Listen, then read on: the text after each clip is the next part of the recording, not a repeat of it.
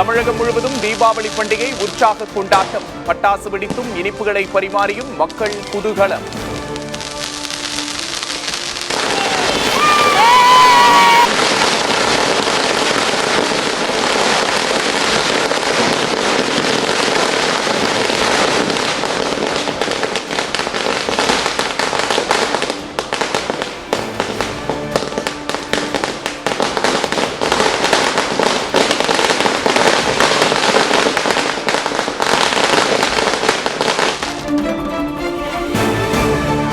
ஜம்மு காஷ்மீர் எல்லையில் ராணுவ வீரர்கள் தீபாவளி கொண்டாட்டம். அகல் விளக்குகளை ஏற்றி மகிழ்ச்சி.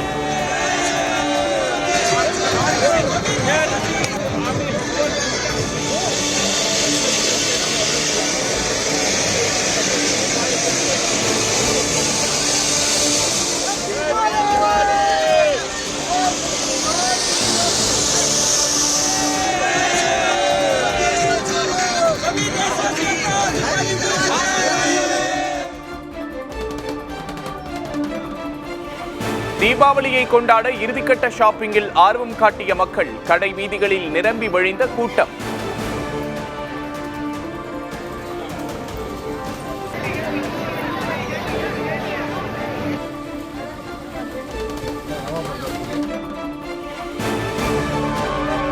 அயோத்தியில் பிரம்மாண்டமான தீபோற்சவ விழாவில் 26 லட்சம் தீபங்களை ஏற்றி கின்னஸ் சாதனை. சரையு நதிக்கரையில் நடந்த லேசர் ஷோ, கலை நிகழ்ச்சிகளை பலரும் ஆர்வத்தோடு கண்டு ரசிப்பு.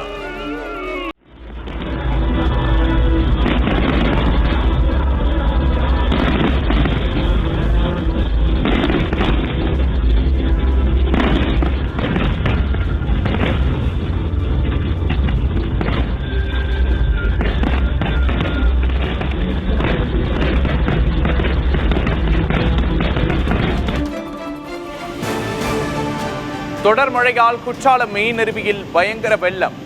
சந்நிதி பஜாரில் ஆறு போல சீறி பாய்ந்த தண்ணீர்.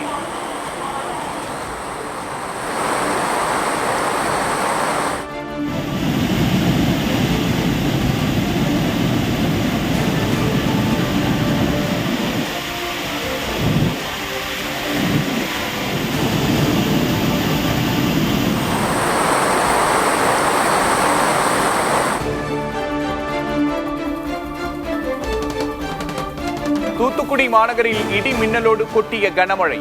சாலைகளை சூழ்ந்த வெள்ளம். மக்கள் பாதிப்பு.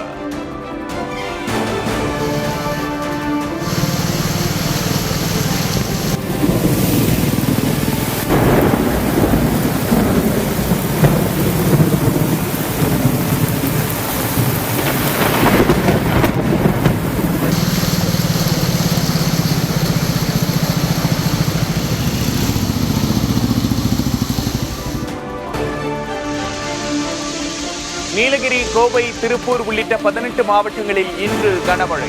சென்னையில் மிதமான மழை பெய்யும் என கணிப்பு.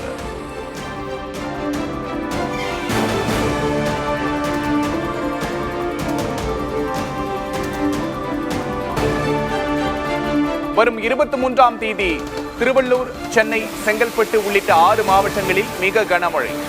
24ஆம் தேதி வேலூர், கிருஷ்ணகிரி, திருப்பத்தூருக்கு ஆரஞ்ச் அலர்ட்.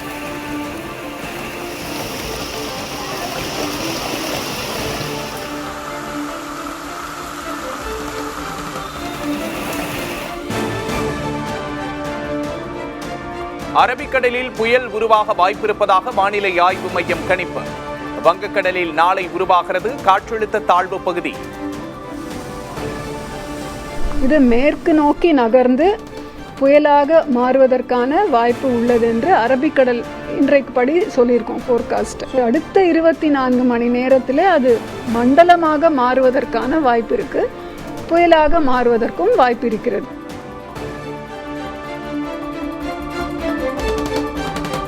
பீகார் சட்டப்பேரவை தேர்தலை முன்னிட்டு 24ஆம் தேதி பரப்புரையை தொடங்கும் பிரதமர் மோடி. பாஜக கூட்டணியின் முக்கிய வாக்குறுதிகள் வெளியிடப்படும் என தகவல்.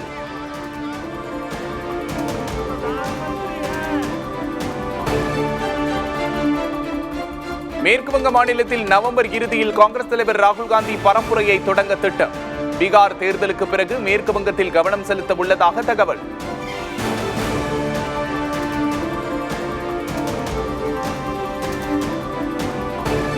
வடகிழக்கு பருவமழையை எதிர்கொள்ள தமிழக அரசு தயார். அவசர கால செயல்பாட்டு மையத்தை பார்வையிட்ட பின்பு முதல்வர் மு.க. ஸ்டாலின் பேட்டி.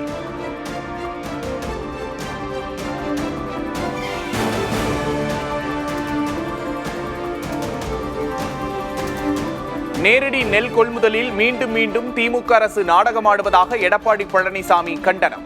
திமுக ஆட்சியில் டெல்டா மாவட்ட விவசாயிகளுக்கு கண்ணீர் தீபாவளி என விமர்சனம்.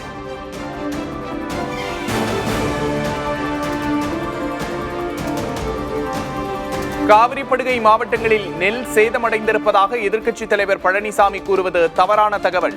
கொள்முதல் செய்ய அனைத்து ஏற்பாடுகளும் செய்யப்பட்டிருப்பதாக முதல்வர் ஸ்டாலின் விளக்கம். எதிர்க்கட்சி தலைவர் தொடர்ந்து சொல்லிட்டு இருக்காரு, அது தவறான செய்தி. அதுக்கெல்லாம் முன்னெச்சரிக்கை எடுத்திருக்கோம். கிடங்களை கொண்டு வைக்கலாம் முயற்சியெல்லாம் பண்ணிக்கிட்டு இருக்கிறோம்.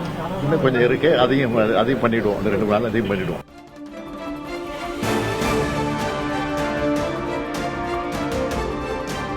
நெல் கொள்முதல் விவகாரத்தில் எதிர்க்கட்சித் தலைவர் பாடம் எடுக்க தேவையில்லை.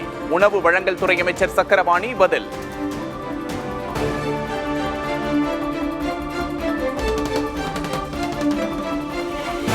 வடகிழக்கு பருவமழை முன்னெச்சரிக்கை நடவடிக்கைகள் குறித்து மின்வாரிய அலுவலகத்தில் அமைச்சர் சிவசங்கர் ஆய்வு.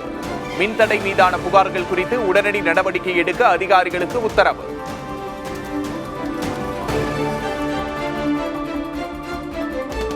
சென்னையில் போக்குவரத்து காவலரை தாக்கிய விவகாரம். மயிலாடுதுறை காங்கிரஸ் எம்எல்ஏ ராஜ்குமார் மீது காவல்துறை வழக்கு பதிவு.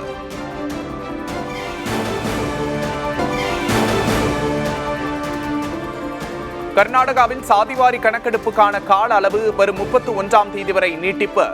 அனைத்து சமூகத்தினரும் தங்களது விவரங்களை பதிவு செய்து கொள்ள துணை முதல்வர் டி.கே. சிவக்குமார் வேண்டுகோள்.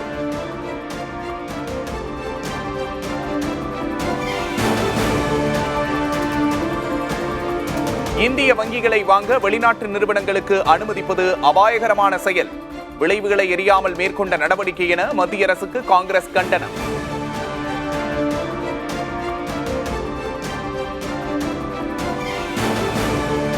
மத்திய அரசின் PM ஸ்ரீ திட்டத்தில் கேரள அரசும் சேரும் என்று அமைச்சர் சிவன்குட்டி அறிவிப்பு. கல்விக்கான நிதியை பெறவே சேர்வதாகவும் தற்போது பின்பற்றும் கல்விக் கொள்கையில் மாற்றம் இருக்காது என்றும் விளக்கம்.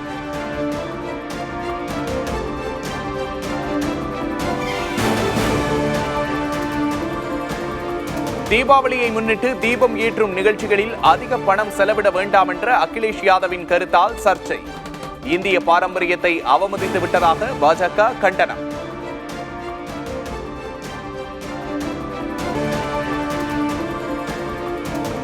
மொசாம்பிக் அருகே நடுக்கடலில் படகு விபத்துக்குள்ளானதில் 3 இந்தியர்கள் உயிரிழப்பு. மாயமான மேலும் 5 இந்தியர்களை தேடும் பணி தீவிரம்.